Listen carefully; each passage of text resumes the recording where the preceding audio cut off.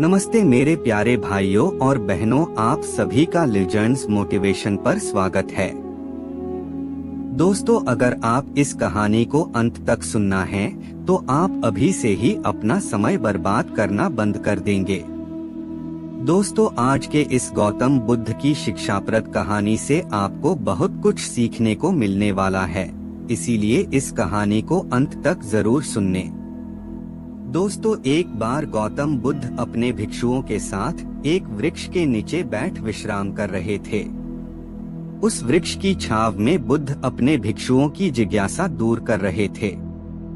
बुद्ध के सभी भिक्षु एक एक करके उनसे प्रश्न पूछ रहे थे और गौतम बुद्ध उनके प्रश्नों के उत्तर दे रहे थे।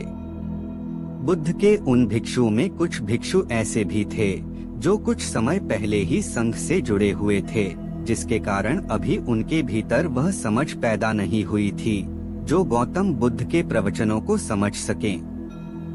गर्मियों का समय था, सूरज अपने चरम पर था और चारों तरफ धूप ही धूप थी। लेकिन उस वृक्ष के कारण बुद्ध और उनके सभी भिक्षु आराम से छाव में बैठे हुए थे। इतने में ही गौतम बुद्ध के एक भिक्षु की नजर एक बूढ़े व्यक्ति पर पड़ती है जो उस वृक्ष के पास से ही गुजर रहा था।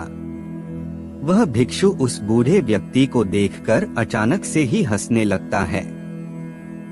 उस बूढ़े व्यक्ति की उम्र बहुत ज्यादा हो गई थी, जिसके कारण उसकी कमर मुड़ गई थी। उस बूढ़े व्यक्ति के हाथ में एक डंडा था, जिसका सहारा लेकर वो बूढ़ा व्यक्ति अपनी मंजिल तक पहुंचने का प्रयास कर रहा था। उस बूढ़े व्यक्ति का शरीर केवल हड्डियों का ढांचा मात्र था।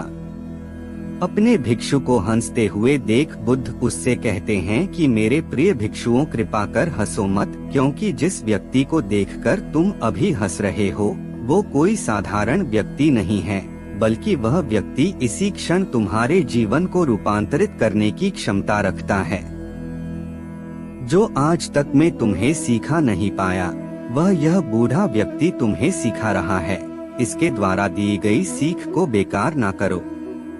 बुद्ध की ये बात सुनकर वह भिक्षु बुद्ध से कहता है कि मुझे क्षमा करे बुद्ध, पर मुझे ये समझ नहीं आ रहा है कि जो एक बूढ़ा व्यक्ति जो खुद अपने शरीर और अपनी बीमारियों से लाचार है, वो मुझे क्या सिखा सकता है। फिर बुद्ध उस भिक्षु से कहते हैं कि ये बूढ़ा व्यक्ति तुम्हें तुम्हारा भविष्य दिखा रहा है।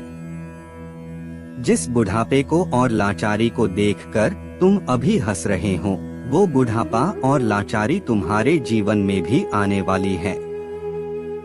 वह बूढ़ा व्यक्ति तुमसे कह रहा है कि अभी समय है, इस स्वस्थ शरीर का अच्छे कर्म करने के लिए उपयोग करो।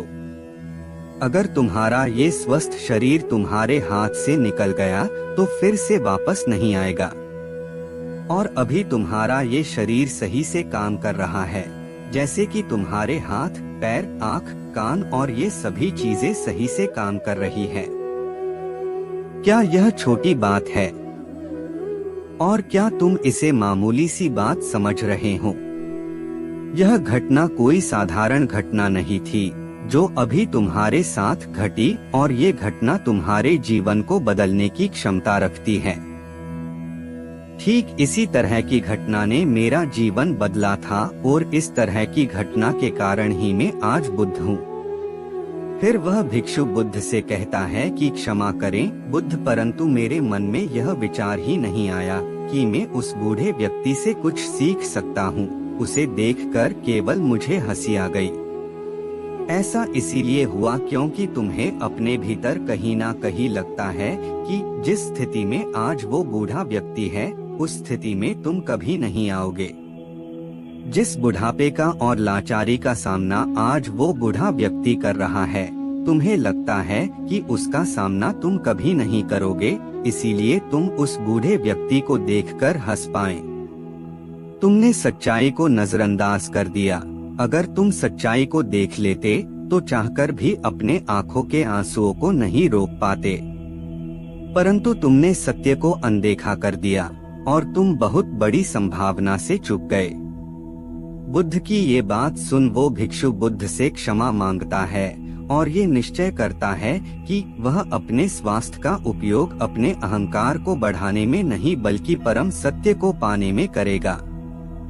दोस्तों, जो लोग इस कहानी को पढ़ रहे हैं, हो सकता है कि आप बड़ी बड़ी समस्याओं में हो या हो सकता है कि आप परेशानियों में हो, लेकिन फिर भी एक बात को हमेशा ध्यान में रखना है कि जब तक आपका स्वास्थ्य ठीक है तब तक आप किसी भी बड़ी से बड़ी समस्या से बाहर आ सकते हैं। दोस्तों, इसीलिए बुद्ध ने कहा है कि हमारा स्वास्थ्य हमारा सबसे बड़ा उपहार है जो हमें इस सृष्टि से मिला हुआ है, इसीलिए इसका उपयोग सही से करें। दोस्तों, आपको यह गौतम बुद्ध की शिक्षाप्रद कहानी कैसी लगी, कृपया हमें नीचे कमेंट बॉक्स में कमेंट करके जरूर बताएं।